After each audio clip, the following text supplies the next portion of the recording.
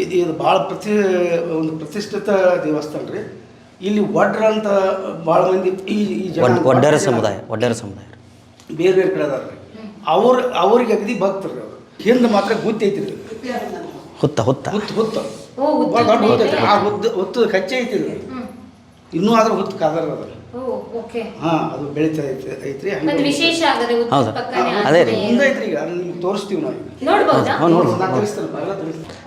ಶಿವಾಜಿ ರಾಜಗುರುಗಳು ಕಟ್ಟಾಗ ಇಲ್ಲಿ ಇಟ್ಟಿದ್ದಂಥ ವಸ್ತುಗಳೇನಾದರೂ ಏನೂ ಇಲ್ಲ ಮೇಡಮ್. ಇದು ಒಂದೇ ಅಂದರೆ ಇದು ಹುತ್ತಿಗೆ ಅದನ್ನು ಹುತ್ತಿನ ಜೊತೆಗೆ ಕೆಳಗಡೆ ಇರಬಾರ್ದು, ಹುತ್ತಿನ ಜೊತೆಗೆ ಇರಬೇಕಂತೇಳಿ ಅದಕ್ಕೆ ಆಧಾರವಾಗಿ ಇಟ್ಟಿರ್ತಕ್ಕಂಥದ್ದು.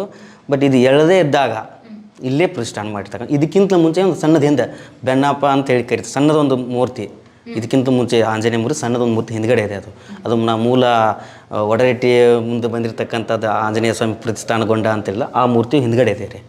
ಹಾಂ, ಆನಂತರ ಇದು ಒಂದು ತಿಂಗಳ ಕಾಲ ಅವ್ರು ಇಲ್ಲೇ ವಾಸ್ತವ್ಯ ಹೂಡ್ತಾರೆ ರೀ. ಒಂದು ತಿಂಗಳ ಕಾಲ ಇಲ್ಲೇ ವಾಸ್ತವ್ಯ ಹೂಡ್ತಾರೆ. ನಂತರ ಬಂದಿರತಕ್ಕಂಥ ಅರಸರು ಕೆಲವೊಂದಿಷ್ಟು ಅನುಕೂಲ ತಕ್ಕಂಗೆ ಇದು ಗರ್ಭಗುಡಿ, ಮಂಟಪ ಇವೆಲ್ಲ